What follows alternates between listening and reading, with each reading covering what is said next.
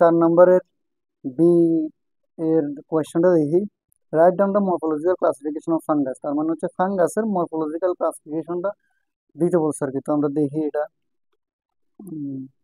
এই যে morphological classification of fungus, আমার একটু টাইপিং মিস্টেক হয়েছে, ভুল ত্রুটি ক্ষমা সুন্দর দৃষ্টিতে দেখবেন। তো এখানে 1 নম্বর হচ্ছে mould, filamentous network of multicellular fungus. Filamentous network এটার মানে হচ্ছে জালের অথবা সুতার মতো গঠন আর কি। অফ মাল্টিসেলুলার, মাল্টি মানে হচ্ছে বহু, সেলুলার মানে হচ্ছে সেল, তার মানে হচ্ছে বহুকোষী ফাঙ্গাস, ফাঙ্গাস মানে হচ্ছে ছত্রাক। তার মানে হচ্ছে সুতার বা জালের মতো বহুকোষী ছত্রাক। Individual filament in known as হাইপি।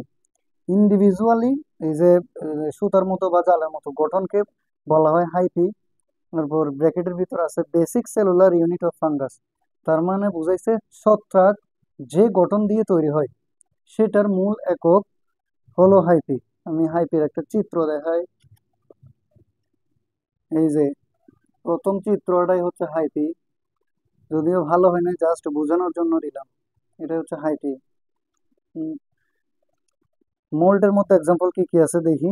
এই যে ডার্মাটোফাইটস, ডার্মাটোফাইটস হচ্ছে দাউত করে, ওই যে আমরা দাউত বলি না, চুলকানি দাউত, ওই যে এইটাই হচ্ছে ওই যে ডার্মাটোফাইটস এর কারণে হয় দাউত করে আর কি। তাহলে এটা সেপ্টেড হাইপি। সেপ্টেড হাইপি মানে হচ্ছে হাইপি এর ভিতরে ছোট ছোট ভাগ থাকে, ছোট ছোট ভাগ থাকে।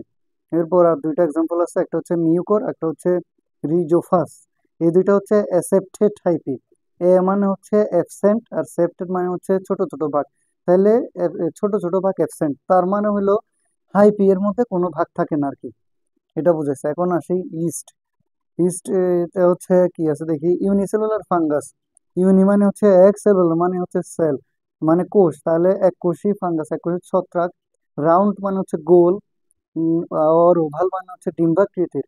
Multiply by birding.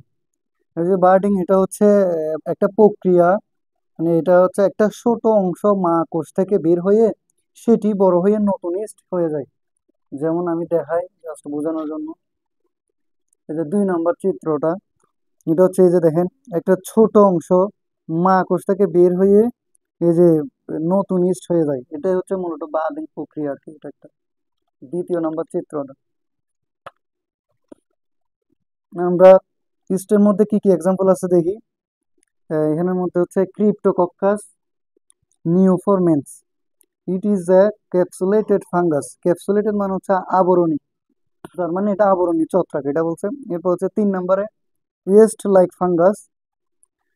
এখানের মধ্যে কি আছে দেখি। Those fungus in which daughter cells do not separate from the parents fungus but continuous to grow and from a chain which like pseudohyphae. তার মানে এটা বুঝাইছে, আমি সহজভাবে বইলা দিই, আপনারা একটু পইরা নিয়ে। এটা বুঝাইছে যেখানে নতুন কোষ আলাদা না হয়ে লেগে থাকে, তার মানে এখানে নতুন কোষ আলাদা না হয়ে লেগে থাকে এবং চেইনের মতো গঠন করে, মানে যেহেতু লেগে থাকে তো এটা চেইনের মতো গঠন করে।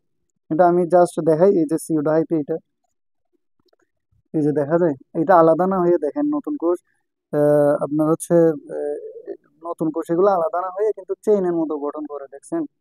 এই যে 3 নম্বর চিত্র এগুলো, এই যে সিউডোহাইপি। এখানের মধ্যে এক্সাম্পল দেখি যে ক্যান্ডিডেল ডিখান্স। এরপর লাস্ট একটা আছে ডাইমরফিক ফাঙ্গাস। ডাই মানে হচ্ছে দুই, মরফিক মানে হচ্ছে মরফোলজি, আর ফর ফাঙ্গাস মানে ছত্রাক। তার মানে হইলো দুই রকমের মানে আকার থাকতে পারে, একটা মোল্ড অথবা ইয়েস্ট আর কি।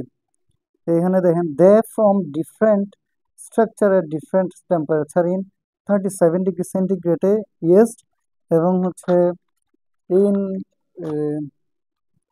25 degree centigrade mould environment temperature. Example histoplasma capsulatum, আর এটা হচ্ছে কোক্সাইডিওডেস ইমিটিস। তো হিস্টোপ্লাজমা ক্যাপসুলেটাম এটা হচ্ছে ওই যে হিস্টোপ্লাজমোসিস নামে একটা রোগের কারণ, বুঝছেন। এই রোগটা আপনার হচ্ছে লাংসে হয় আর কি, ফুসফুসে। তো এটা মূলত হচ্ছে পাখির বা বাদুড়ের স্টুল আছে না, স্টুল শুকিয়ে যাওয়ার পর তার ধুলা যদি আমাদের শ্বাস প্রশ্বাসের মাধ্যমে ভিতরে যায় তাহলে ইনফেকশন হয়। আর কক্সিডিওডেস ইমিটিস এটা হচ্ছে একটা কক্সিডিওডো মাইকোসিস নামক লাংসের রোগ সৃষ্টি করে। সহজ কথা হইলো এই যে বেলি ফিভার বলে, বেলি ফিভার নামক রোগ সৃষ্টি করে আর কি, এই যে কক্সিডিওডেস ইমিটিস। আশা করি